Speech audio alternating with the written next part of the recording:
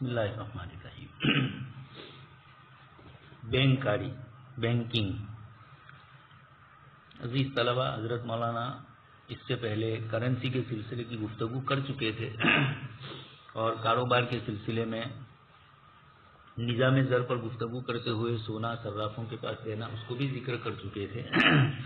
تو حاصل یہ ہے کہ پہلے دینار اور درہم کا جو معاملہ ہوتا تھا اس میں لوگ روبرو ایک دوسرے کو آمنے سامنے دیتے تھے، یا کاغذات کی یہ کرنے کے بعد ہندوانی کے ذریعے کاغذ کی شکل کرتے رہے. جب دنیا میں کرنسی کا یہ نظام چلا تو پہلے کرنسی کون چھاپے، کس کے پاس رہے، اس طرح کی جو ابتدائی چیزیں ہوئی اس میں کرنسی کا معاملہ یہ بھی ہوا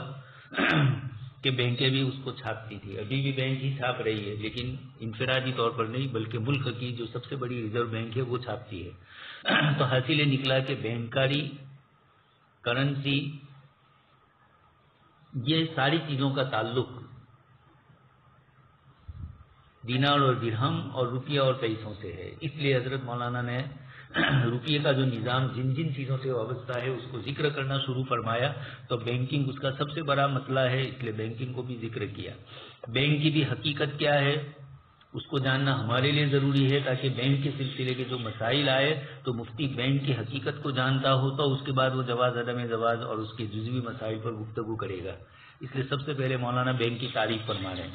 یہ ساری چیزیں ان لوگوں کے حوالے سے ہیں، ان کی کتابوں کے حوالے سے ہے جنہوں نے یہ بینک کا نظام قائم کیا. اسی طرح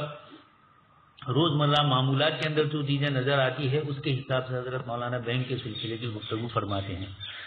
پہلے ارشاد فرماتے ہیں بینک ایک ایسے تجارتی ادارے کا نام ہے.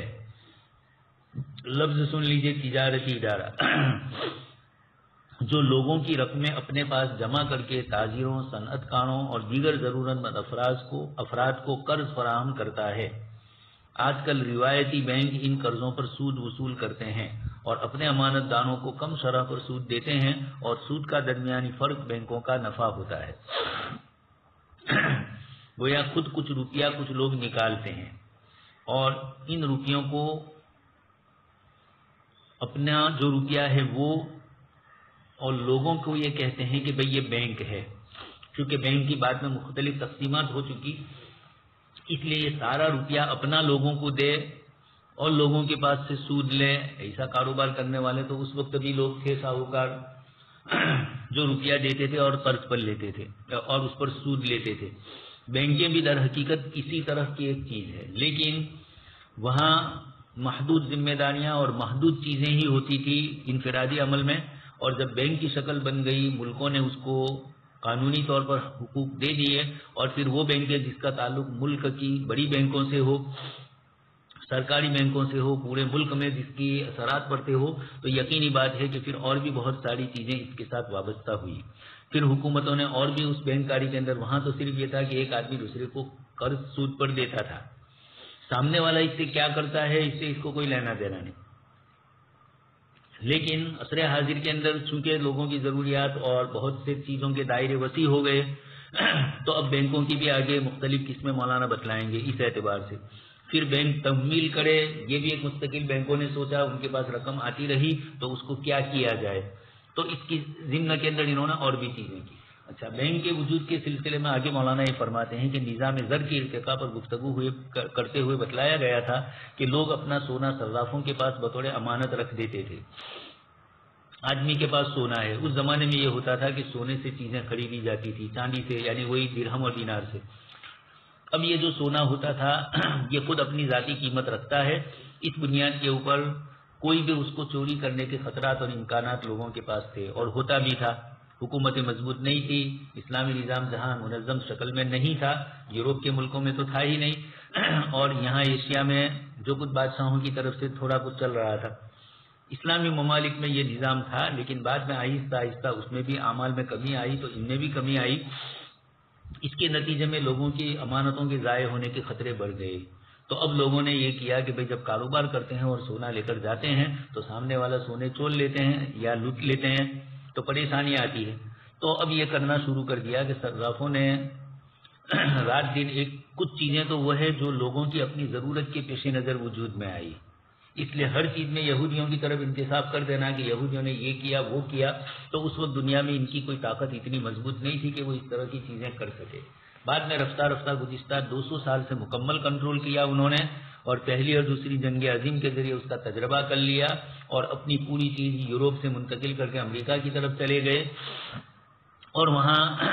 ایک نئی دنیا میں آباد ہو کر انہوں نے دنیا پر اپنا نظام نافذ کرنا چاہا۔ تو یقیناً کئی چیزیں ایسی ہیں، 1000 سال سے یہودی اس قسم کی چیزوں میں لگے ہوئے ہیں، 1000 کیا بلکہ جب سے سیدنا حضرت عیسیٰ علیہ السلام تشریف لائے، آسمان پر اٹھائے گئے، تشریف لائے، اسی وقت سے پیدا ہوئے، تب سے ہی انہوں نے اپنی شرارتیں شروع کی اور 500 سال تک عیسائی مذہب کو تبدیل کرنے کی مختلف کوششیں کی۔ پھر اس کے بعد اسلام آیا تو اسلام پر بھی کوششیں کی لیکن کامیاب نہیں ہو پائے، لیکن جتنا بعد میں کامیاب ہوئے اور اس وقت ہو رہے ہیں، عرب ملک بھی ان کی ساتھ جو کچھ معاملے کر رہے ہیں۔ خیر، تو یہ سونے کے مسئلے جو آئے اور بطور صرافوں کے پاس سونا امانت رکھنے کے مسئلے آئے، اس میں کچھ ہر ایک کی اپنی اپنی مجبوری تھی، ہر ایک کی مجبوری سے دوسرا غلط فائدہ اٹھا سکتا ہے، تو یہودیوں نے بھی ان سے فائدے اٹھائے، ہندوستان میں بھی جو بنیے ہیں جن کے یہی کاروبار ہے اس طرح کی، تو انہوں نے بھی اس سے فائدے اٹھائے۔ رفتہ رفتہ ان رسیدوں سے ہی معاملات شروع ہو گئے، لوگ سونا واپس لینے کے لیے کم آتے تھے، سن چکے ہیں آپ، اس لیے میں ایسے ہی پڑھ رہا ہوں۔ تو یہ صورتحال دیکھ کر صرافوں نے سونا قرض، اچھا اب صرافوں کے پاس جو سونے کا ڈھیر لگا ہے، انہوں نے تو لوگوں کو اس سونے کے بدلے کے اندر چٹھیاں لکھ دی اور سامنے جگہ سے ان کو مال مل گیا، سامنے کے صراف ان کو بھی روپیے کی ضرورت ہے، وہ ان کو بھی سونا نہیں دینا پڑا آگے تیسرے کو، انہوں نے بھی چٹھیاں دی، اس طرح چٹھیوں کا معمول ہو گیا اور آپس میں تاجروں کے درمیان اتفاق ہو گیا کہ لوگوں کے پاس سے اس طرح لیا جائے اور ان کو اس کے بدلے میں ان کی چیزیں جو چاہیے چاہت، یہ مبی اور یہ مشتری چیزیں جو کچھ بھی ہو مشترا، یہ چیزیں ان کو دی جائے۔ اب یہ ہوا کہ صرافوں کے پاس تو سونا آ گیا، ان کے اعتماد اور ان کی کریڈٹ کے اوپر ایک دوسری جگہ مال تبدیل ہوتا گیا، لیکن جو سونا آتا گیا ان کے پاس اس کا کیا کریں، تو انہوں نے قرض دینا شروع کیا۔ پھر جب یہ دیکھا کہ لوگ عموماً رسیدوں سے ہی معاملات کرتے ہیں تو صرافوں نے بھی قرض خواہوں کو سونے کے بجائے رسیدیں دینی شروع کر دی، سامنے والے کو بھی پھر وہی دیا، اس طرح بینک کی صورت پیدا ہوئی۔ بعد میں اسی کو ایک منظم ادارے کی شکل دی گئی۔ تو بینکنگ کا وجود کیسے ہوا، اس کے پیچھے یہ لوگوں کی ضرورتیں اور چوریاں ڈکیتیاں اس طرح کی چیزوں نے لوگوں کو صرافوں کی طرف مجبور کیا، انہوں نے بھی پھر سونا ادھر سے ادھر لے جائے تو پریشانی، تو انہوں نے بھی اس طرح کے معاملات کرتے ہوئے دنیا کے اندر رسیدیں شروع ہو گئی۔ پھر یہ رسیدیں کون چھاپے، تو بینکیں بھی چھاپنے لگی اور اپنا اعتماد لوگوں پر بحال کروائے۔ یہ بھی یہودی اس میں بھی آگے تھے۔ بینک کا قیام، بینک کی بھی بنیادی طور پر جوائنٹ اسٹاک کمپنی ہے، اس کے قیام کا طریقہ وہی ہے جو کمپنی کے قیام کا، دونوں کے عمل الگ الگ ہے، لیکن رجسٹریشن کرانے کے لیے جس طریقے سے شیئر کمپنی کے لیے کمپنی والوں کو حکومت کے مختلف شعبوں سے اجازتیں لینی پڑتی ہے اور پھر اس کے بعد اجازت ملنے کے بعد وہ اپنی کمپنی شروع کرتے ہیں، بینک کے لیے بھی کچھ اجازتیں لینا اور کچھ اصول اور ضابطوں میں رہنا ضروری تھا۔ بینک لوگوں کو اپنی امانتیں جمع، اچھا اس میں قدر مشترک بات یہ ہوئی کہ بینک کے پاس بھی جو روپیہ آیا وہ لوگوں کا ہے اور شیئر کمپنی میں بھی جو روپیہ آیا یا کمپنیوں میں بھی جو روپیہ آتا ہے وہ لوگوں کا آتا ہے۔ تو اب یہ ہوتا ہے کہ عوام الناس کا روپیہ جب اس سے وابستہ ہوا تو حکومتیں اب اس سے وابستہ اس معنی میں ہو جاتی ہے کہ عوام کے ساتھ دھوکہ بازی یہ چند لوگ نہ کرے، بینک والے بھی نہ کرے، کمپنی والے بھی نہ کرے، تو حکومتوں نے کچھ اصول اور ضابطے متعین کیے لوگوں کے مال کی حفاظت کے، اگرچہ عملی شکل میں اس پر اتنا قابل اطمینان وہ لوگ نہیں کر سکتے ہیں، لیکن یہ ہے کہ اصول اور ضابطے ہیں، عمل میں نہیں لا رہے ہیں وہ الگ ہے۔ اب بینک لوگوں کو اپنی امانتیں جمع کرانے کی دعوت دیتا ہے، فقہی طور پر قرض ہی ہوتا ہے، اس لیے کہ جب آپ ان سے بینک والے ہمارے ساتھ نہ مضاربہ کرتے ہیں نہ مشارکہ کرتے ہیں اور ہم بینک میں رقم رکھوانے جاتے ہیں تو اس کا مطلب تو یہی ہوا کہ ہماری رقم بینک میں امانت رہتی ہے، لیکن ایسا ہوتا نہیں ہے عملی شکل میں۔ عربی میں تو اس کو امان ودائع کہتے ہیں، انگریزی میں ڈپوزٹ کہتے ہیں۔ پھر ڈپوزٹ کئی قسم کی ہوتی ہے، کرنٹ اکاؤنٹ، سیونگ اکاؤنٹ اور فکس ڈپوزٹ، کل آپ کو کہہ چکا ہوں تھوڑا کچھ۔ کرنٹ اکاؤنٹ اس کو عربی میں الحساب الجاری اور اردو میں مد رواں کہتے ہیں۔ پھر بتلانا یہ ہے، کرنٹ نام ہی ہے اس کا، اس میں رکھی ہوئی رقم پر سود نہیں ملتا، اس اکاؤنٹ میں رکھی ہوئی رقم کسی بھی وقت جتنی مقدار میں چاہے بغیر کسی پابندی کے نکلوائی جا سکتی ہے۔ کل آپ کو عرض کیا تھا کہ کرنٹ اکاؤنٹ در حقیقت ایک تاجر کا اپنا ایک کریڈٹ ہوتا ہے، جس کو بتلانے کے لیے امپورٹ اور ایکسپورٹ کے اندر آپ کو ضرورت پڑتی ہے یا اور دوسرے معاملات میں جہاں جہاں بینک اکاؤنٹ کی ضرورت پڑتی ہے، آپ نے کسی کو ویزا دلوانا ہے تو آپ کا کرنٹ اکاؤنٹ حکومت اس لیے دیکھتی ہے کہ آپ اس آدمی کے ساتھ جو سلوک کرنے والے ہیں، آپ میں اتنی کریڈٹ ہے، آپ کا مکان کتنا ہے، آپ کا بینک میں کتنا روپیہ ہے، کہ اگر اس آدمی پر کوئی پریشانی آ گئی، بیمار ہوا، تو آپ اپنے اکاؤنٹ میں سے اس کے لیے، تو یہ وہاں بھی ضرورت پڑتی ہے، لیکن یہ تو ضمنی چیزیں ہیں. اصل جو ضرورت ہے وہ کاروبار کے لیے ضرورت پڑتی ہے. تو کاروبار میں کرنٹ اکاؤنٹ لوگ کھلواتے ہیں دو اعتبار سے. اپنا ہی رقم رکھوائی، اچانک کسی جگہ سے ایک بہت بڑا روپیہ آپ کے پاس آ گیا، کمپنی نے کوئی چیز بیچی تو کرنٹ اکاؤنٹ میں جمع کر دی، اور کمپنی ہے رات دن پھر دوسرا کاروبار کر رہی ہے، فوراً اس کو ضرورت پڑی تو 2-4 دن کے لیے کبھی آپ نے رکھ لیا. کبھی سامنے والا بینک امپورٹ ایکسپورٹ والے کی ضرورت پڑتی ہے اور وہ بینک کے توسط سے ہی سارے کاروبار ہوتے ہیں فورن کے بھی، تو بینک کے اندر آپ کا کھاتا ہے، بینک کے اندر آپ کا ایل سی ہے، بینک کے اندر آپ کا کرنٹ کھاتا ہے، آپ کے کھاتے کے اندر رقم کا آنا جانا کس طریقے سے ہوتا ہے، یہ سب سامنے والا جاننے کے لیے کرنٹ اکاؤنٹ کھلوانے کی ضرورت پیش آتی ہے، کاروبار کے لیے بھی اور اعتماد کے لیے بھی. اچھا، اب یہ ہوتا ہے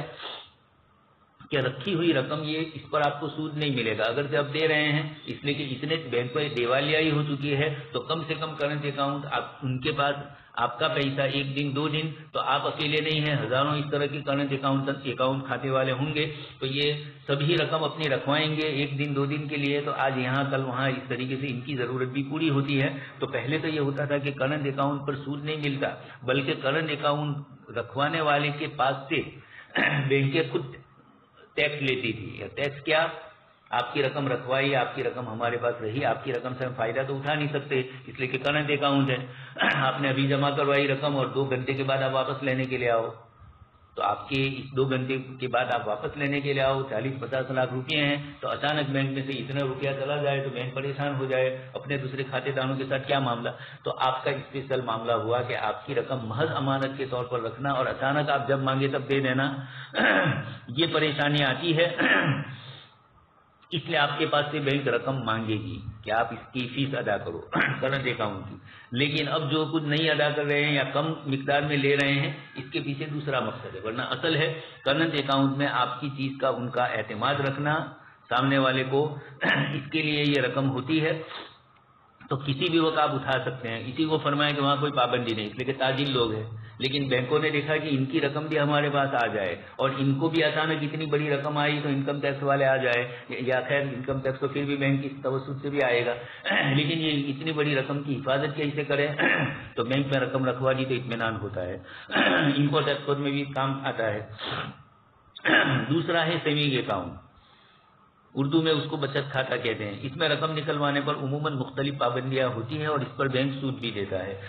اس سے تو آپ سمجھ گئے، یہ اس لیے جاننا ضروری ہے کہ آگے حضرت مولانا اسلامی بینکنگ کے سلسلے کے اصول اور ضابطے ذکر کریں گے. تو آیا اس وقت جو یوروپی طریقہ اور سیکولر نظام کے اندر جو بینکنگ کا نظام ہے اور جس کے اندر سنی نظام چلتا ہے، ایک مسلمان جب اسلامی بینک قائم کریں گے مسلمان، تو اس میں بھی کچھ چیزیں عصر حاضر کے تقاضوں کے مطابق ضروری ہوگی، تو اس میں امالہ کرنا پڑے گا. جو اسلامی اصول اور ضابطوں سے ناجائز ہوگی ان کو ناجائز، لیکن ہمیں پہلے معلوم تو ہو کہ سیونگ اکاؤنٹ میں کیا ہوتا ہے، فکس ڈپوزٹ میں کیا ہوتا ہے، کرنٹ اکاؤنٹ میں کیا ہوتا ہے.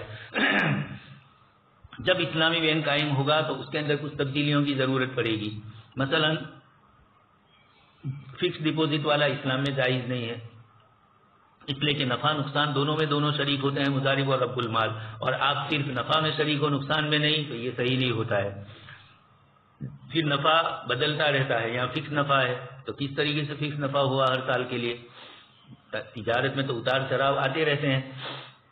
اس لیے فکس ڈپوزٹ کا مسئلہ تو اسلامی نقطۂ نظر سے صحیح نہیں. اس کا امالہ کیا جا سکتا ہے کہ آپ یہی رقم تجارت کے عنوان سے رکھو، لیکن بینکیں عموماً اس طرح کرتی نہیں ہیں. اسلامی بینکوں میں گنجائش ہوگی. اسی طرح سیونگ اکاؤنٹ ہے، اسلام یہ کہتا ہے کہ صرف سیونگ اکاؤنٹ میں اپنی رقم امانت کے طور پر رکھواتے ہو اور جب ضرورت پڑتی ہے تو واپس لیتے ہو اور اس پر آپ کو سود ملتا ہے. تو آپ سیونگ اکاؤنٹ کی رقم اسلامی نقطۂ نظر سے یہ ہوگی کہ یہ رقم آپ مضاربے کے طور پر یا کسی کے ساتھ مشارکہ کے طور پر اپناؤ اور سامنے والے یہ رقم آپ کی کاروبار میں لگائے اور اس پر جو نفع ملے وہ آپ کو ملے، یہ جائز ہوتا ہے۔ تو سیونگ اکاؤنٹ میں بھی اس طرح امالہ کرنا ہوگا۔ کرنٹ اکاؤنٹ ہے،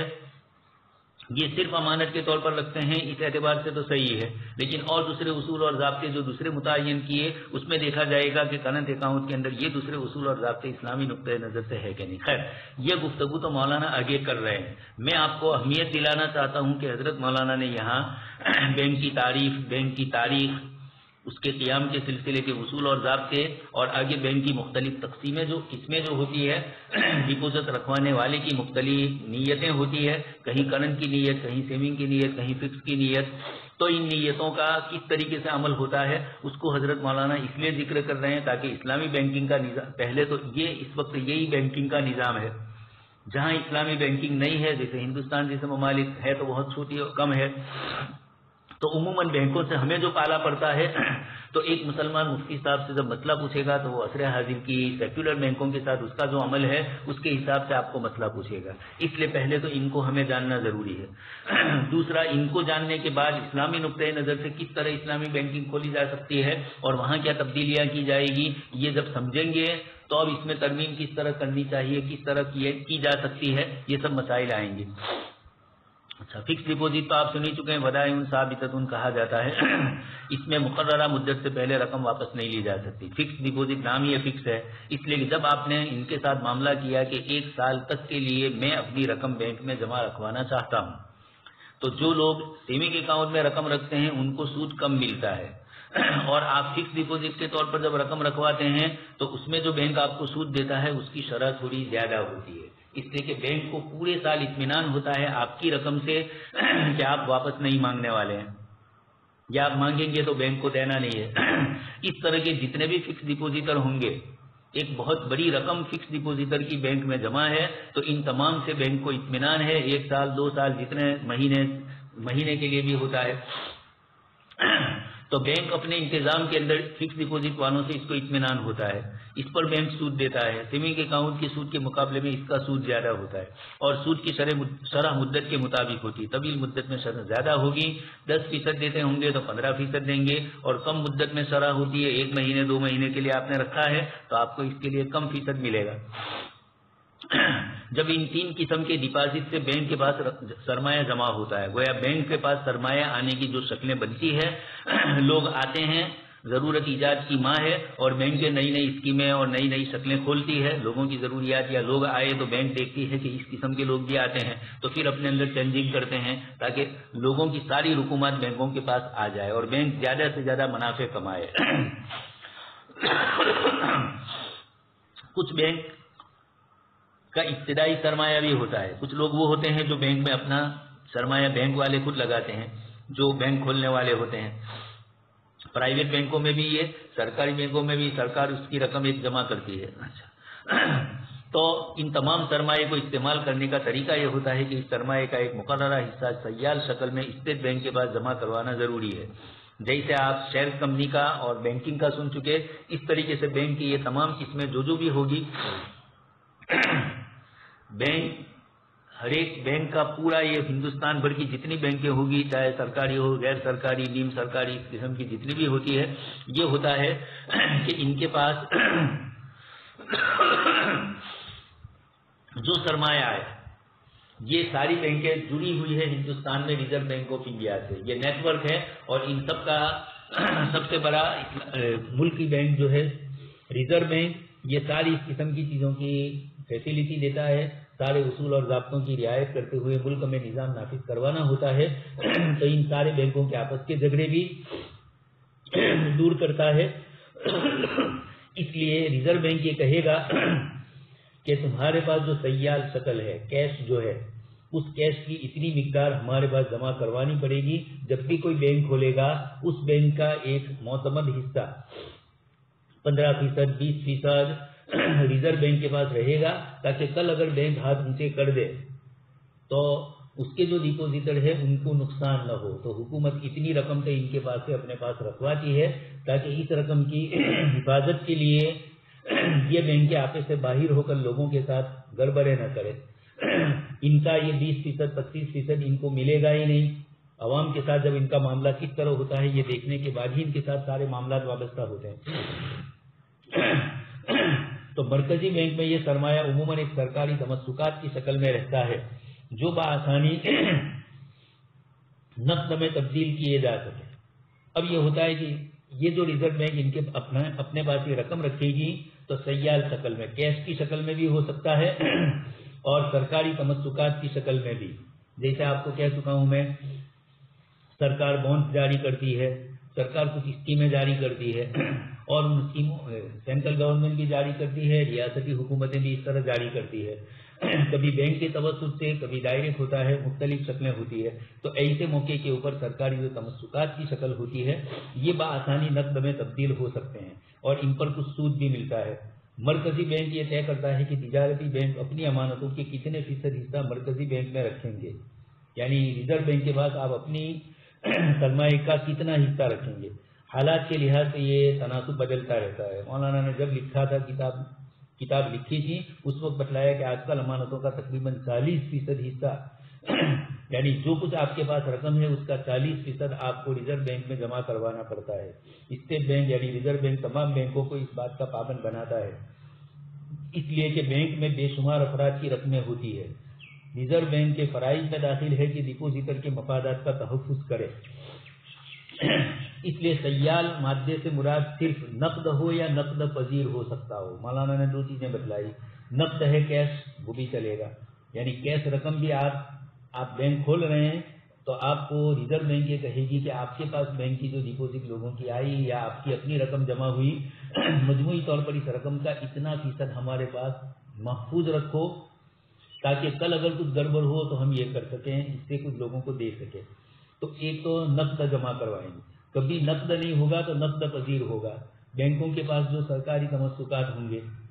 یہ حکومت خود ان کے پاس سے پھر خریدے گی. پہلے حکومت نے بیچا اور پھر حکومت خرید رہی ہے. جب خریدتی ہے تو جتنے میں بیچا اس سے تھوڑا مہنگا خریدتی ہے تاکہ بانڈ وغیرہ اور تمسکات والے اس طرح کے لوگ دلچسپی رکھے اس میں. ایک آدمی شہر میں دلچسپی رکھتا ہے تو نفع نقصان میں,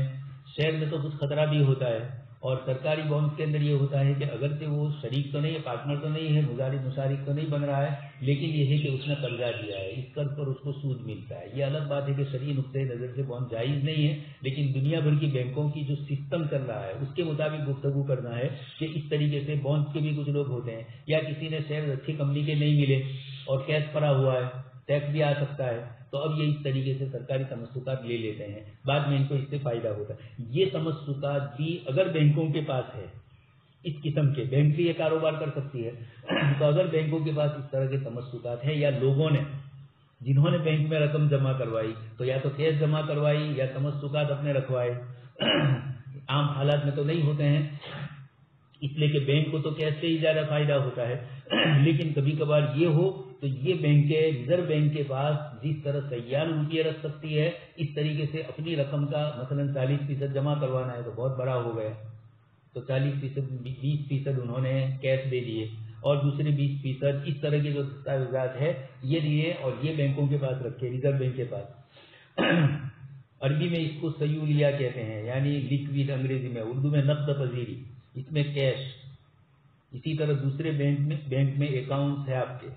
اور ایسے دستاویزات شامل ہیں جو بسہولت نقد میں تبدیل ہو سکتی ہے جیسے سرکاری تمسکات. حاصل یہ ہے کہ ایک بینک کو, ریزرو بینک کو جب رقم جمع کروانی پڑتی ہے تو ساری کی ساری کیش دینا ضروری نہیں ہے, اس طرح کی چیزیں بھی وہ دے سکتی ہے. اور یہ چیزیں بینکنگ کا عمل جب کوئی بینک کھولے گا تو اس کے پاس تمسکات کی شکلیں بھی آئے گی مختلف. جب کاروبار ہوگا بینک یہ چاہے گا کہ زیادہ سے زیادہ رقم لوگوں کی اپنے پاس لے کر اس سے نفع یا منافع کمائے, لوگوں کو بھی زیادہ دیں اور اس کے ساتھ ساتھ خود بھی زیادہ حاصل کریں.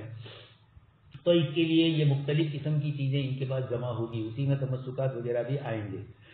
پھر بینک کچھ سیال سرمایہ اپنے پاس بھی رکھتا ہے تاکہ ڈپوزیٹر کے مطالبات پورے ہو سکے. جیسے یہ دیکھیں آپ, بینک صبح سے لے کر شام تک بینک آف بڑودا ہے, ہندوستان میں مضبوط بینک ہے. تو اب یہ ہے کہ بینک آف بڑودا کیا کرتا ہے, صبح سے لے کر شام تک آپ وہاں کھڑے رہو تو آپ کو نظر آئے گا کہ کچھ لوگ اپنی ڈپوزٹ جو جمع کی ہے وہ لینے کے لیے آ رہے ہیں اور کچھ لوگ ڈپوزٹ جمع کروانے کے لیے آ رہے ہیں. تو بینک کے پاس روپیہ آ بھی رہا ہے, جا بھی رہا ہے. بینک روزانہ اس کا حساب لگاتا ہے. اب یہ تو محمد پورہ میں جو ہے وہ شاخا ہے اور بڑی بینک शहर में दूसरी जगह है, तो कभी एक ही बैंक के शोबे हैं, तो कभी यहाँ रकम की कमी आ गई तो वहाँ फोन कर देते हैं, वहाँ से मिल जाता है और वो इस बैंक को देते हैं, ये बैंक अपने डिपोजिटर को देते हैं। कोई बड़ी रकम वाला है, अचानक उसको जरूरत पड़ी, अब ये जब ये छोटी बैंक के पास आएगा तो ये बैंक इतनी रकम तो एकदम से उसको नहीं दे सकती, तो बड़ी बैंक से मुतालबे होंगे। इस तरह हर बैंक अपने से बड़ी बैंक के साथ इस तरह के रास्ते इनके होते हैं और इस तरीके से बैंकों का निज़ाम चलता है। बैंक का डायरेक्टर इन तमाम चीज़ों पर नज़र करता है, यहाँ का मैनेजर होता है वो शहर की छोटी जो दूसरी ब्रांच है उनके ऊपर मजमूई तौर पर नज़र, उसके ऊपर बड़ौदा वाला अहमदाबाद वाला है वो उस पर नज़र रखता है। तो इस तरीके से पूरे मुल्क में ये निज़ाम चलता है।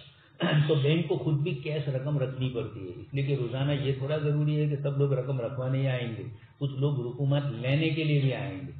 और चूंकि रखी हुई है तो डिपोजिट इनकी देना है। अगर आप उनको नहीं दे रहे हैं या इस तरह धक्के खिला रहे हैं तो वो दूसरी बैंक पकड़ेगा, इसलिए तो उसको मालूम है कि इस बैंक का कोई फायदा नहीं। बैंक सरमाया जमा करने के बाद कई वज़ाइफ अदा। अब बैंक का क्या काम है? एक तो तमवील, ये तमवील समझना होता है, दूसरी है तखलीक ज़र, तीसरा है बरआमद दरामद, इंपोर्ट और एक्सपोर्ट में वास्ता बनना। यहाँ इन वज़ाइफ की कदर वज़ाहत की जाती है। अब ये चीज़ें जो बैंक करती है, पहले ज़माने में इस तरह की चीज़ों का तसव्वुर नहीं था, इसलिए असर हाजिर का जो बैंक है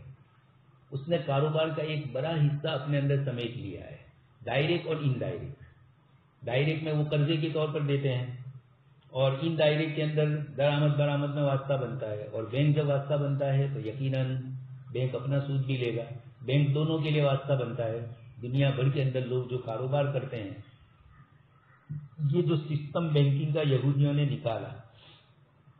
और दूसरों ने भी इसको पसंद किया, तो ये असल है सरमायादार लोगों के लिए बालाई मलाई खाना है इनको। इसलिए गरीब अवाम तो अपनी रकम इन्होंने एक तरफ सेविंग अकाउंट भी रखा और दूसरी तरफ करंट अकाउंट भी रखा और तीसरी तरफ ये इस तरीके से फिक्स डिपॉजिट का निज़ाम भी रखा कि जिस तरीके से भी रकम जमा हो हमारे पास। अच्छा, इसमें अब आपको ये जानना होगा कि जो कारोबारी लोग हैं वो तो करंट अकाउंट खुलवाएंगे, आया गया। फिक्स डिपॉजिट में वो नहीं रखेंगे, इसलिए कि फिक्स डिपॉजिट में तो इनको रकम जो मिलती है वो कम नफा, यानी साल भर बैंक के पास इनकी रकम रहती है और उनको जो मुनाफे मिलते हैं या जो सूद मिलता है, एक तो सूद, एक मुसलमान वो कारोबार नहीं करेगा और दूसरे भी जो करेंगे गैर मुस्लिमीन भी चाहे वो सूद ले लेते हैं, लेकिन फिक्स डिपॉजिट में मजबूरी के दर्जे में ही रखेंगे जब कारोबार में इनको कहीं कोई नफा नहीं हो रहा होगा, वरना तो वो खुद इस रकम को, बड़ी रकमें इनके पास, तो मुझे ये बतलाना है कि करंट अकाउंट और फिक्स डिपॉजिट ये तो गरीब लोगों का काम ही नहीं है, इनको बेचारों को तो सेविंग अकाउंट है। ये रकम सेविंग अकाउंट में रखी और अपनी रकम की हिफाजत समझ रहे हैं। अब जब बैंकों के पास ये रकमें हैं, उसमें सेविंग अकाउंट की रकम भी कम हो गई है, करंट अकाउंट की रकम भी कम होगी मजमूई तौर पर, फिक्स डिपॉजिट भी कम होगी, ज्यादा से ज्यादा बड़ी रकमें होगी वो बेचारे गरीब आवाम की डिपॉजिटें होगी। मुतवस्सित तबका और गरीब से ऊपर वाला थोड़ा तबका जो है, मुतवस्सित पे भी कई तकसीमात है। तो जो खाते पीते लोग हैं वो तो अपना कारोबार अपने एतबार, वो बैंकों में रकम नहीं रखते, वो तो बैंकों से लेते हैं। ये जो सेविंग अकाउंट की रकमें बैंकों में गरीबों ने जमा की, ये मालदार लोग अपना कारोबार चलाने के लिए बैंकों के पास से ये रकमें वसूल करते हैं और थोड़ा कुछ उसको दे देते हैं सूद, उस सूद से फिर वो गरीब आवाम को थोड़ा सूद देते हैं, 2%, 3%, 5%। लोगों की रकमें भी बेचारों की 1 लाख, 2 लाख, 5 लाख, 10 लाख इस तरह जमा होगी, लेकिन रखने वाली एक बहुत बड़ी तादाद है। इसलिए हजरत मौलाना कहते हैं कि जो इस्लामी ममालिक है वो अगर अपने मुल्क का निज़ाम इस्लामी बैंकिंग के निज़ाम के हिसाब से चलाएंगे तो गरीब आवाम का इस्तेहसाल नहीं होगा।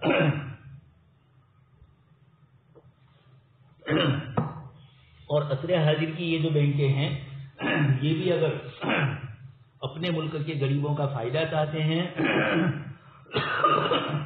तो ये भी गैर सूदी बैंकें कायम करेंगे तो इनको फायदा होता है, लेकिन ऐसा करते नहीं। आपको शायद मैं पहले मिसाल दे चुका हूँ,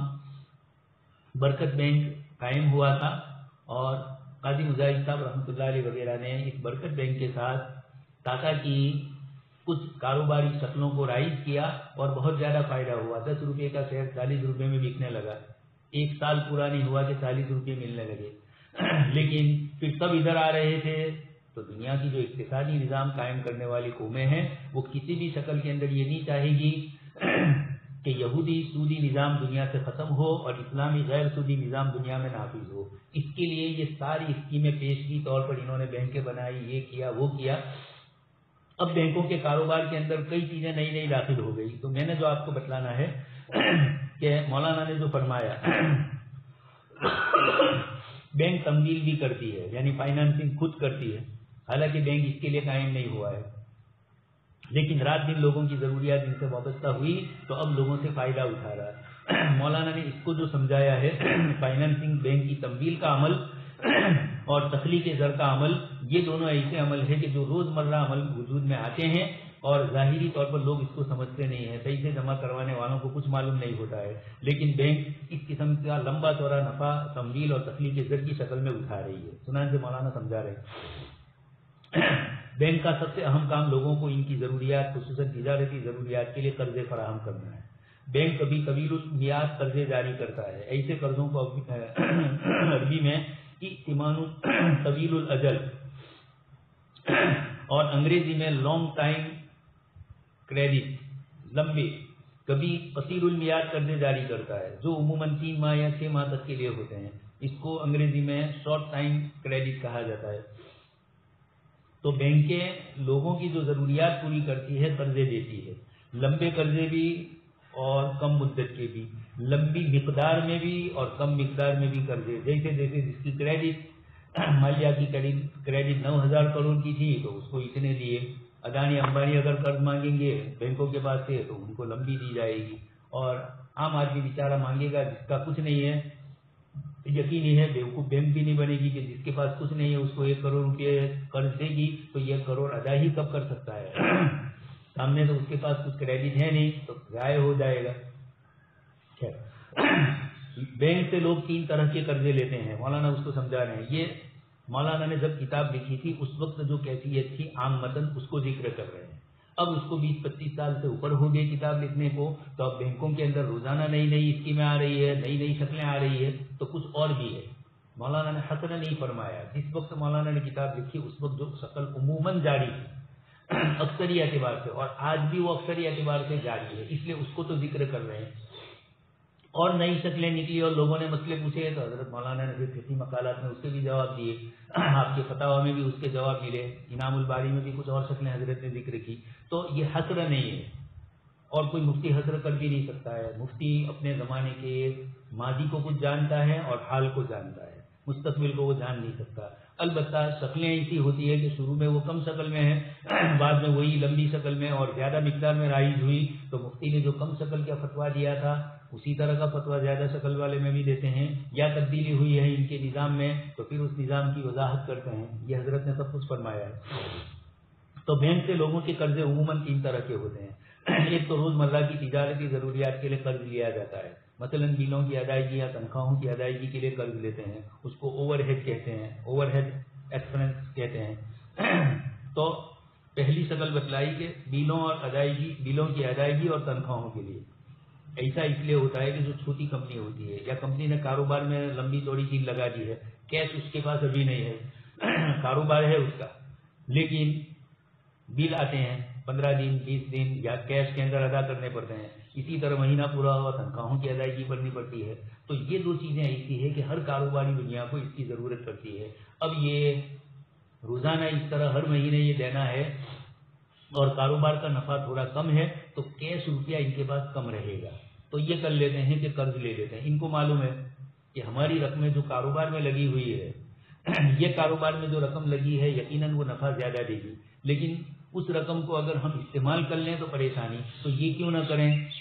کہ 15% سود دیں یا 10% سود دیں اور باقی 85% اس بڑی بڑی رقم سے فائدہ اٹھا لیں تاکہ ہمیں اپنی رقم اندر ڈالنی نہ پڑے.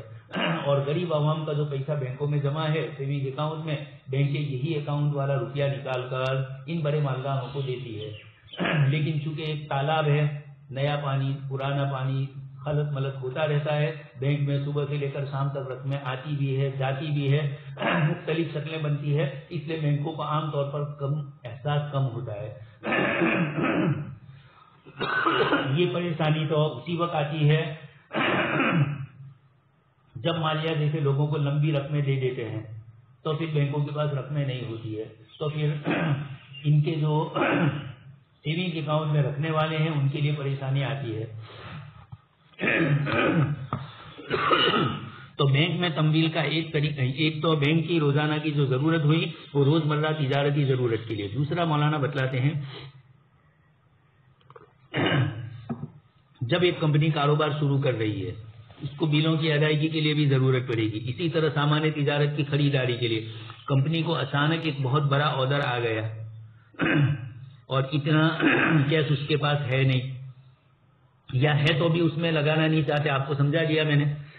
کہ اپنی پوری کیش رقم لگائیں تو بعد میں نفع ہوگا، اس کے مقابلے میں یہ کوئی نہیں کر سکتے کہ کسی بینک کے پاس سے قرضہ لے لیں 10% اس کو دے دیں گے اور ہمارا نفع تو 200-300 گنا ہوگا، تو اس میں اگر 10% چلے بھی گئے تو ہم اپنے کاروبار کے اندر اضافہ کر دیں گے، یعنی جو چیز بنائی اس کی قیمت جتنی ہمیں پڑی ہے اس سے جتنا سود لیا ہے کاروبار کرنے والے اپنا خرچہ ہر قسم کا گنتے ہیں۔ حضرت مفتی شفیع صاحب کا پہلے قول کہہ چکا ہوں، ایک بنیا دکان پر بیٹھتا تھا، اتفاق سے کوئی ضرورت پیش آئی تو اپنے بیٹے کو انہوں نے دکان پہ بٹھایا اور وہ خود کسی کام کے لیے گیا اور اس کے اندر رقم رکھوا لی تھی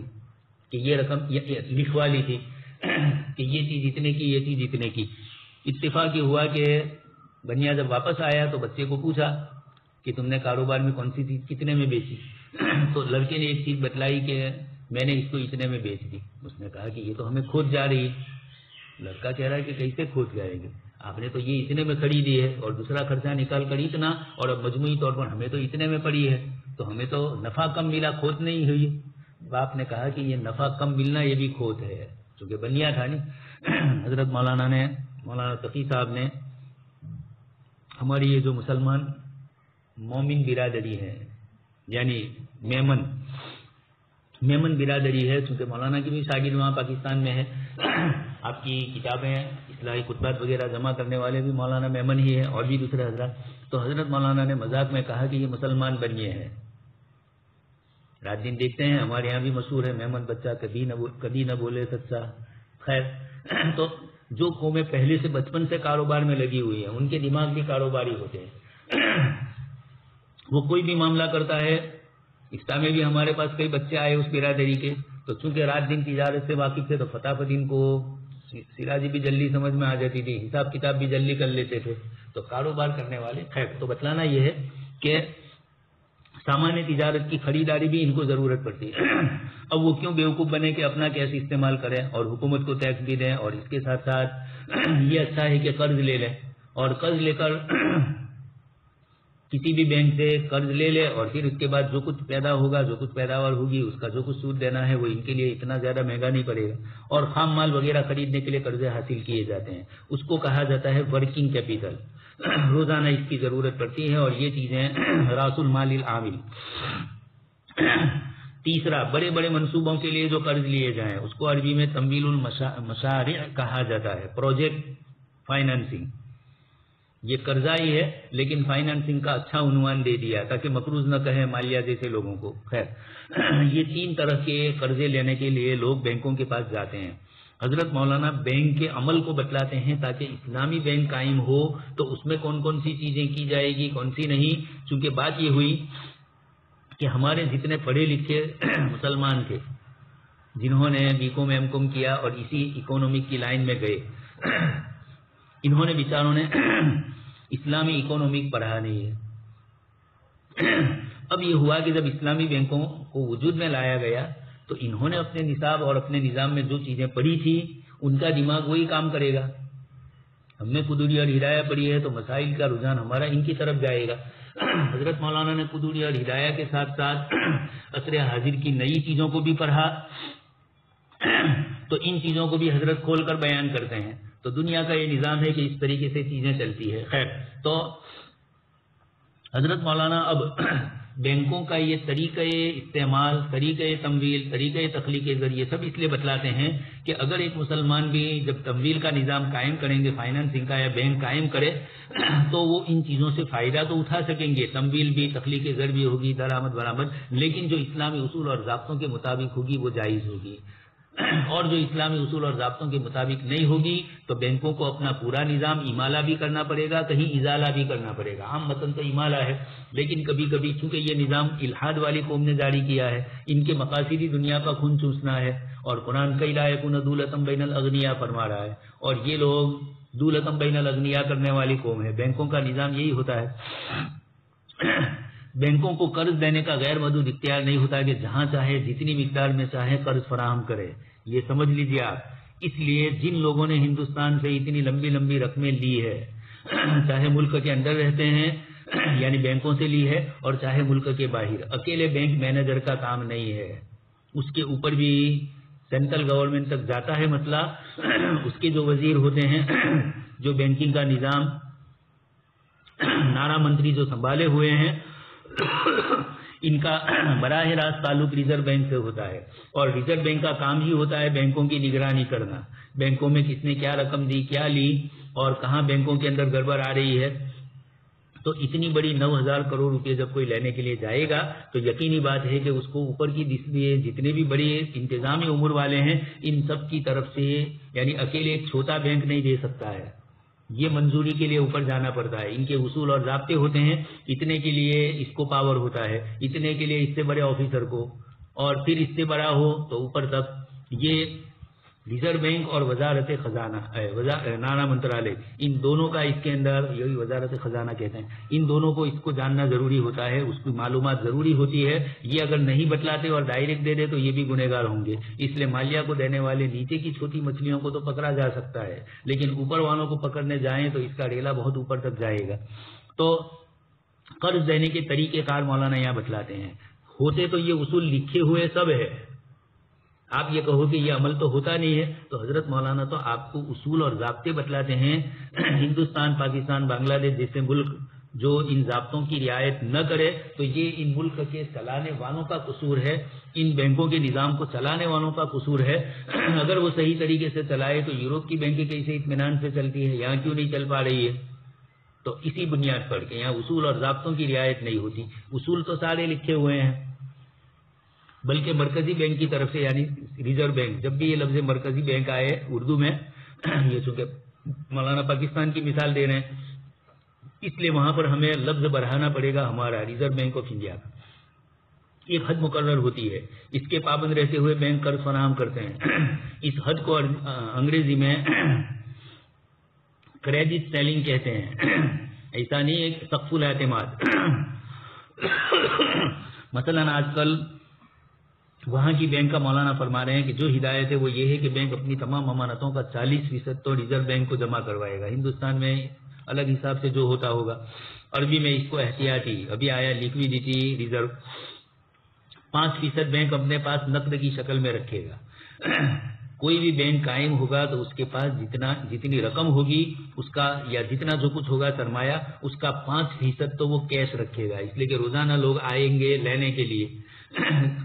ایسا بھی ہوگا کہ دینے کے لیے بھی آئیں گے، لیکن اگر کہیں لینے دینے کے درمیان فرق پڑ گیا، لینے والے زیادہ آ گئے، دینے والے کم آئے بینک میں جمع کروانے والے، اور بینک نے کچھ سرمایہ نہیں رکھا تھا اپنے پاس، تو یقینی بات ہے کہ لینے والے جب زیادہ ہے تو ان کو آپ کیا دیں گے؟ اس لیے یہ 5% نقد رکھنا پڑتا ہے۔ 30% کی حد تک پرائیویٹ افراد یا اداروں کو قرض فراہم کر سکتا ہے، یہ اجازت دی 30% تک۔ باقی 25% سے یا تو سرکاری تمسکات خریدیں یا سرکاری اداروں کو قرض فراہم کرے۔ سرکار کی یہ وہاں کی جو تھی PIA، وافدہ، اسٹیل مل، ہمارے یہاں اور بھی بہت ساری اس قسم کے، ہندوستان تو بہت بڑا ملک ہے۔ حضرت مولانا شمس الحق افغانی رحمۃ اللہ علیہ یہ فرماتے تھے کہ پاکستان کو کتنا حصہ ملا، جنہ صاحب کو طنز کر رہے تھے، یہ جمعیت کے تھے، تو یہ کہہ رہے تھے کہ عورت کو 8واں حصہ ملتا ہے شوہر کی ملکت میں سے۔ پاکستان بنگلہ دیش مجموعہ ملا کر پاکستان کو جو ملا یہ 8واں حصہ ہی ملا تھا ہندوستان کا۔ خیر، تو یقینی بات ہے کہ اب 8ویں میں بھی 2 ٹکڑے ہو گئے، اس لیے وہاں کی بینکوں کا جو نظام ہوگا وہ مختصر ہوگا۔ صرف ہمارا UP یہی بڑا ہوا ہے پاکستان سے، تو یقیناً ہندوستان جیسا ملک یہاں اگر کوئی تھوڑا کچھ کھا بھی لیتا ہے تو اتنا بڑا ملک ہے، اس لیے کچھ کھانے والوں کا اثر کم ہوتا ہے، اس لیے کہ ملک میں دوسری کرنسی اور دوسری چیزیں کاروبار چل رہا ہے. سڑکوں کا تسلسل سے آباد ہونا اور ریلوے کا تسلسل سے گڈس لائن کا جانا، ہوائی جہازوں اور پانی کے جہازوں کا ملک میں آنا جانا، یہ 4 چیزیں ہیں جو امپورٹ اور ایکسپورٹ کے لیے بہت اہم ہے. اس لیے ہر ملک یہ چاہتا ہے کہ اس کی سڑکیں اچھی ہو. آپ رات دن دیکھ رہے ہیں سڑک کے کنارے نیشنل ہائی وے پر کھڑے ہو کر 1-2 گھنٹے آپ دیکھیں تو آپ کو نظر آئے گا کہ انسانوں کے مقابلے کے اندر ضروریات کی چیزوں کی گاڑیاں زیادہ جاتی ہے، اس لیے کہ یہی کاروبار ملک کا پہیہ اچھی طرح گھوم رہا ہے. یہ اس کی دلیل ہے. اور اسی نے حکومت کی کچھ غلط قسم کی کارروائیاں کرنے کے باوجود ملک کو جو سنبھالا ہے، جی ڈی پی چاہے نیچے گرا لیکن اس کے باوجود جو ملک کے نظام میں اتنا بڑا فرق نہیں پڑتا ہے، اس کی وجہ یہی ہے کہ یہ نظام کے اندر بینکیں بھی زیادہ ہے، روپیہ بھی ہے، اور پھر ہندوستان سے باہر دوسرے ملکوں میں رہنے والے حضرات وہ فارن کرنسی ہندوستان کو بھیجتے ہیں. عرب ملکوں کے اندر لاکھوں کی تعداد میں ہمارے غیر مسلمین بھائی آباد ہیں، مسلمان بھی ہے، لیکن غیر مسلمین کی ایک بڑی تعداد ہے. عرب ملکوں کے متعلق ہم کچھ بھی کہتے رہیں، لیکن دنیا میں سب سے زیادہ ہندوستان کو اگر فائدہ ہو رہا ہے تو عرب ملکوں سے، عرب ملکوں کو بھی فائدہ ہو رہا ہے تو ہندوستان کی معیشت کے نظام سے. یہ ایک بہت بڑا دونوں کے لیے جمع کا مسئلہ ہے، اس لیے دونوں اپنے اپنے اعتبار سے معاملات کرتے ہیں. آج کی دنیا کے اندر کاروباری دنیا ہے، اس کے اندر اپنے مفادات اور اپنے نقصانات کو دیکھ کر تعلقات استوار کیے جاتے ہیں. یہ بات پاکستان نہیں سمجھا اور انہوں نے اس مسئلے کے لیے، کشمیر کے مسئلے پر وہ یہ سمجھے کہ سارے لوگ ہمیں ساتھ دے تو آج کی دنیا تو کاروباری دنیا ہے، آپ بھی یہ کریں گے دوسرا بھی وہی کرے گا. اس لیے آپ نے جو توقع رکھی ہے عرب ملکوں سے یہ نہیں ہوگی. آپ اپنا نظام جب تک مضبوط نہیں کریں گے اور دوسری جو خارجی چیزیں ہیں اس کو نہیں چھوڑیں گے، اپنے ملک کی معیشت کو مضبوط کرنے کی جو شکلیں ہیں وہ ہندوستان سے اگر آپ سیکھیں گے تو یہ آپ آگے بڑھ سکیں گے. خیر، تو قرض دینے کے یہ طریقے بینکوں کے ہیں کہ بینکیں قرضے دیتی ہے تو یہ نہیں کہ تلیا ہو جائے بینک کا. بینک کو 40% تو ریزرو بینک کے پاس جمع کروانا پڑتا ہے تاکہ کسی دن یہ بینک کا گڑبڑ ہوا مسئلہ تو 40% لوگوں کو تو اطمینان ہوگا. 5% اپنے پاس نقد کی شکل میں رکھیں گے، 30% پرائیویٹ افراد کو یا اداروں کو قرض دیں گے، مالیاتی اداروں کو، اور 25% سرکاری تمسکات، چونکہ سرکار کو چلانا بھی بینکوں کے لیے ضروری ہے تاکہ سب ایک دوسرے کی مددگار ہو. کبھی بینک کو ضرورت پڑے تو سرکار مدد کرے، سرکار کو ضرورت پڑے تو بینکیں مدد کرے. اس طریقے سے چاہے وہ سرکاری بینکیں ہو چاہے نیم سرکاری بینکیں ہو، پرائیویٹ بینکیں ہو، سب کا آپس میں ایک دوسرے کے ساتھ اس طریقے سے ربط ہوتا ہے، تعلق ہوتا ہے. سقف الاعتماد مقرر کرنے میں کئی عوامل کا دخل ہوتا ہے. مولانا نے جو اوپر فرمایا کہ بینک اس کے پابند رہتے ہوئے بینک قرضے فراہم کرتے ہیں تو بینک کتنا قرضہ دے اس کے لیے کچھ اصول اور ضابطے ہیں. مثلا کبھی کسی خاص شعبے میں، کبھی یہ بھی ہوتا ہے مثلا کھیتی صنعت وغیرہ میں زیادہ تمویل مطلوب ہوتی ہے، کبھی بارش کم ہوئی تو ضرورت پڑی کاشتکاروں کو دوسرے سال کھیتی کرنی ہے تو بیج کے لیے، کھاد کے لیے، دوائیوں کے لیے ان کو ضرورت پڑی تو اب حکومت یہ کہتی ہے کہ جو ایگریکلچر بینکیں ہوتی ہے ان کو کچھ زیادہ رعایت دی جاتی ہے. ان کو کہا جاتا ہے کہ کاشتکاروں کو یہ سہولت دو، یہ سہولت دو، جیسے آپ دیکھتے ہیں کسانوں کے لیے جو جو اسکیمیں حکومت کی طرف سے ہوتی ہے. اسی طرح کہیں کسی علاقے کے اندر صنعت ہے، کاریگری، اور وہاں کھیتی باڑی کم ہوتی ہے اور وہاں کے لوگوں کا پورا دار و مدار صنعت کے اوپر ہے تو ان علاقوں کے اندر صنعت کی ضرورت پڑی، اس لیے وہاں صنعت والی بینکوں کو چھوٹی چھوٹی جو گروہ ادیوگ ہوں گے ان کو قرض پہ دیا جائے گا. تو اس طریقے سے حکومت دیکھے گی. ریزرو بینک کا پورا تعلق ہوتا ہے ملک کی معیشت کو بھی دیکھنا اور اس کے ساتھ ساتھ ملک کی بینکوں کے نظام کو بھی دیکھنا. دونوں میں توازن کس طرح قائم ہو اس کو دیکھتے ہوئے ہی یہ ساری چیزیں کرتی ہے. یہ بڑا مشکل مرحلہ ہوتا ہے. کبھی افراط زر کو کنٹرول کرنے کے لیے حد مقرر کی جاتی ہے، یعنی بینک اگر کاشتکاروں کو زیادہ رقم دے اور کم شرح سود پر دے تو ایسا بھی ہو سکتا ہے کہ کاشتکار کھیتی میں اس کا استعمال کم کرے اور کہیں دوسری ضروریات، پیسے ملیں، بیوی کے تقاضے آئے، بچوں کے تقاضے آئے تو یہ رقم کھیتی میں استعمال کرنے کے بجائے دوسری چیز میں دے دے. اب ہر کاشتکار اس طرح کرے گا تو ملک کی آئندہ سال کی جو معیشت ہے اس میں کمزوری آئے گی. اس لیے کہ کھیتی میں جو رقم حکومت نے دی تھی وہ کھیتی میں استعمال نہیں ہوئی، دوسرے مصارف میں استعمال ہوئی، تو کہیں نہ کہیں جا کر تو فائدہ ہوا، لیکن حکومت کے پیش نظر دوسرے ملکوں سے مثلا کوئی چیز خریدنی پڑتی ہے، اناج غلہ وغیرہ کی، وہ ہمیں مہنگی پڑتی ہے اور ملک میں ہوتی ہے، تو حکومت یہ چاہتی ہے کہ ملک کی معیشت کو مضبوط کرنے کے لیے کاشتکاروں کو سہولت دی جائے، تاکہ یہ جو اناج اور غلہ آئے گا وہ ملک ہی میں رہے گا اور ملک دوسرے ملکوں کو دے بھی سکے، خود کفیل بھی ہو، اور اس کے ساتھ ساتھ دوسری جگہ جائے تو فارن ایکسچینج میں بھی ہمیں فارن کرنسی میں فائدہ ہوتا ہے۔ اس لیے حکومتیں یہ چاہتی ہے کہ ہمارے ملک کی چیزیں کثرت سے دوسرے ملکوں میں جائے تاکہ اس سے ہمیں اچھی چیز ملے اور ملک کی معیشت اس سے مضبوط ہوتی ہے، اس لیے کہ ملک کی چیز باہر جائے گی تو سب سے پہلے ملک کے لوگوں کو کام ملے گا۔ اچھا، کام کن کن کو ملے گا؟ صرف کام کرنے والوں کو نہیں ملے گا، جو یہ چیزیں کچی تیار کرتے ہیں، مثلا کپڑا ہے، ہندوستان سے کپڑا باہر جا رہا ہے تو یقینی بات ہے کہ دھاگے بنانے والے اور اس کے ساتھ دوسری جتنی بھی انڈسٹریز وابستہ ہے ان سب کو کام ملے گا، اور اس کے نتیجے میں اناج اور غلہ اس کے اندر بھی یہ ہوگا۔ زندگی کی ضروریات کی دوسری کوئی چیزیں یہاں بن رہی ہے تو ایک تو جیسے چائنا مضبوط کیوں ہوا کہ فارن کے اندر اس نے اپنا مال پہنچایا تو اس کے اپنے ملک کی معیشت مضبوط ہوئی سب سے پہلے، اور جب ملک کی معیشت لوگوں کو روزگار ملا تو لوگوں کے پاس پیسہ آیا تو ملک کے بازار کو اتنی پریشانی نہیں ہوئی، اس لیے اب جو پیسہ بچا اس کو انہوں نے کاروبار میں لگایا۔ تو یہ دنیا کے اصول اور ضابطے ہوتے ہیں۔ تو سقف الاعتماد بینکوں کو کنٹرول کرنا بھی ضروری ہوتا ہے، اس لیے کہ بینکوں کی زیادہ قرضے جاری کرنے سے افراط زر میں اضافہ ہوتا ہے، پیسہ دوسری جگہوں میں غلط جگہ استعمال ہوتا ہے۔ آگے اس پر بھی بحث مولانا کریں گے۔ کبھی مروجہ ٹیکسوں سے حکومت کے اخراجات پورے نہیں ہوتے اور مزید ٹیکس لگانا مشکل ہوتا ہے۔ حکومت کو جیسے اس وقت زیادہ ٹیکس لگائے تو عوام الناس، اور ایک تو سیکولر حکومتیں ہیں جن کو انتخابات میں عوام کے ووٹ کی ضرورت پڑتی ہے، اس لیے عوام کی ضروریات کا لحاظ نہ کریں تو آئندہ انتخاب میں لوگ ان کو ووٹ نہ دیں،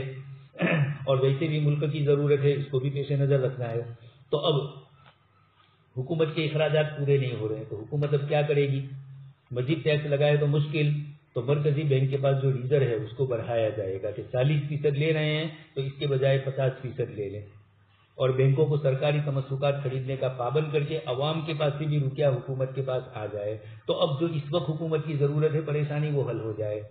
اس طرح مختلف شعبوں میں حکومت ریزرو بینک کو کہے گی کہ روپیہ کس طرح حکومت کے پاس محفوظ رہے، حکومت دیوالیہ نہ ہو، ٹیکس لوگوں کے کس طریقے سے وصول کیے جائیں اور لوگوں کے اوپر کم ٹیکس ڈال کر لوگوں سے وصول کیا جائے، یہ کس طرح ہو۔ جیسا آپ کو مثال دے چکا ہوں، کیشو بھائی جب گجرات کے وزیر اعلیٰ تھے تو چاہے کاشتکار تھے لیکن انہوں نے جو چیز بھی سمجھائی لوگوں نے ان کو بتلائی، اور چونکہ وہ عملی زندگی میں ایک غریب گھر کے اور ایک متوسط طبقے کے لوگ آدمی تھے تو لوگوں کی ضروریات سمجھتے تھے، تو انہوں نے یہ کیا کہ لائٹ بل کے اندر یہ کہا کہ اگر آپ نے فلانی تاریخ میں یہ رقم جمع کروا دی تو آپ کے 25% یعنی 100 روپیہ آپ کا لائٹ بل مثال کے طور پر 1000 روپے ہے تو 250 روپیہ آپ کے کم دینے پڑیں گے، 750 روپے آپ کو دینے پڑیں گے۔ انہوں نے 25% چھوٹ دی تو اس کا فائدہ یہ ہوا کہ لوگ فٹافٹ جمع کروانے لگے، چوریاں بھی کم ہونے لگی، لوگوں کو معلوم تھا کہ اتنا ہے، چوری میں تو پکڑائیں گے تو بڑھا دینا۔ تو اس طریقے سے اسلام کا یہی نظام ہے، ٹیکسز کم ڈالے جائیں لوگوں کے اوپر تاکہ زیادہ سے زیادہ لوگ ٹیکس دے کر ملک کی معیشت مضبوط ہو، لیکن عصر حاضر میں چونکہ جو لوگ اوپر بیٹھے ہوئے ہوتے ہیں ان کے خرچے، ان کی معیشتیں، ان کی دوسری چیزیں ایسی ہوتی ہے، اس لیے وہ زیادہ تر حکومات ایسی غلط چیزوں میں استعمال کر لیتے ہیں، فائدہ نہیں ہوتا ملک کو۔ بینکوں کے قرض دینے کا طریقہ یہ ہے کہ سب سے پہلے بینک جائزہ، اچھا پہلے تو بینک کوئی آدمی قرض لینے جائے گا تو بینک اس کے پاس سے تمسکات مانگے گی، اس کو پوچھے گی کہ بھائی تم ایسا تھوڑا ہے کہ ایک غریب آدمی ہے نا 1 کروڑ روپیہ بینک اس کو دے دے اور اس کی آمدنی 2000-5000 روپے ہے مہینے کی اور اس کو 1 کروڑ روپیہ دے دے، ایسی بیوقوفی تو کریں گے نہیں، اور مدت مقررہ میں واپس بھی کرے گا، یعنی اس کی جائیداد اور مملوکات کیا ہے وہ سب جائزہ لیں گے۔ اس کے بعد بینک ایک حد مقرر کرتا ہے کہ اتنی مدت میں اتنا قرض لینے کے لیے ہم تیار ہے، اور جو حسب ضرورت وقتاً فوقتاً لیا جا سکے گا، ایک دم سے نہیں دے دے گی، تھوڑی تھوڑے اس کے ہفتے کروائے گی۔ قرض کی حد مقرر کرنے کو عربی میں تحدید السقف کہا جاتا ہے۔ آگے اس کے بعد فرماتے مولانا کہ اس تحدید کے بعد اس شخص کے لیے بینک میں اکاؤنٹ کھول دیا جاتا ہے، اس اکاؤنٹ سے جب چاہے مثلا کسی کے 10 لاکھ روپے منظور ہوئے اس کی کریڈٹ کے مطابق تو اب بینک یہ نہیں کرے گی کہ سارے 10 لاکھ روپے اس کو ایک دم دے دے گی، اس کو یہ کہے گی کہ ابھی تمہاری ضرورت ہے، اتنا استعمال کرو اور آہستہ آہستہ ہم آپ کو دیں گے، تاکہ بینک میں بھی 10 لاکھ روپے ایک دم چلے جائیں تو اس کا بھی توازن ٹھیک نہ رہے، بیلنس برابر نہ رہے، اور اسی طریقے سے یہ آدمی بھی اچانک اتنی بڑی رقم ملی تو صحیح اس کا استعمال نہ کر سکے، اور جیسے میں نے کہا اسراف اور دوسری چیزوں میں رقم چلی جائے۔ اس اکاؤنٹ کھولنے پر بہت خفیف شرح سے بینک سود بھی لیتا ہے، یقیناً دیکھ لے گا وہ تو، اور جب وہ قرض لے لیتا ہے تو اب باقاعدہ شرح سے سود لیا جاتا ہے۔ پہلے تو اکاؤنٹ کھولا آپ نے تب سے ہی شروع، لیکن ابھی کم، اور جب رقم لینا شروع کیا آپ نے، آپ کی جب ضرورت تھی اس کے پہلے ہی پیشگی آپ کام کریں گے۔ اس مدت کے دوران عموماً یہ ہوتا ہے کہ ایک رقم بینک سے لے کر اس میں جو بچ جائے وہ دوبارہ بینک میں واپس کر دی جاتی ہے، عموماً یہی کرے گا آدمی۔ جو سمجھدار آدمی ہے سب سے پہلے بینک کا قرض ادا کرنے کی کوشش کرے گا، تو جو کچھ تجارت میں نفع ہوگا یہ بینک کے اندر جمع کروائے گا، یا تو بینک میں جمع کروائے گا یا خود اپنے سیونگ اکاؤنٹ میں جمع کروائے گا کہ اچانک کبھی ضرورت پڑی تو یہ میری رقم مجھے کام آئے۔ تو اب کیا ہوا، بینک نے آپ کو 10 لاکھ روپے دیے، لیکن آپ نے ابھی اٹھائے ہیں 1 لاکھ ہی، تو 9 لاکھ روپے بینک کے پاس آپ کے رہے، آپ کے کھاتے میں تو ادھار بولا کہ 10 لاکھ کی آپ کا لون ہے، لیکن بینک کیا کرے گا، 1 لاکھ دیکھ کر آپ خود بھی تو 9 لاکھ بینک میں ہی جمع کروائیں گے، آپ کو خطرہ ہے، اس لیے کہ بینک سے تو جب لینا ہے آپ لے لیں گے، تو وہ رقم بینک میں دوسری بڑی رقومات کے ساتھ یہ بھی چلتی ہے، بینک اپنے مصرف میں استعمال کرتی ہے، اور ادھر آپ کے پاس سے جو سود لیا جاتا ہے وہ پوری رقم کا سود لیا جاتا ہے۔ یہ بینک کی تمویل آگے مولانا بتلائیں گے اس طرف۔ سبحان اللہ بحمدہ، سبحانک اللہم و بحمدک، نشہد ان لا الہ الا انت، نستغفرک و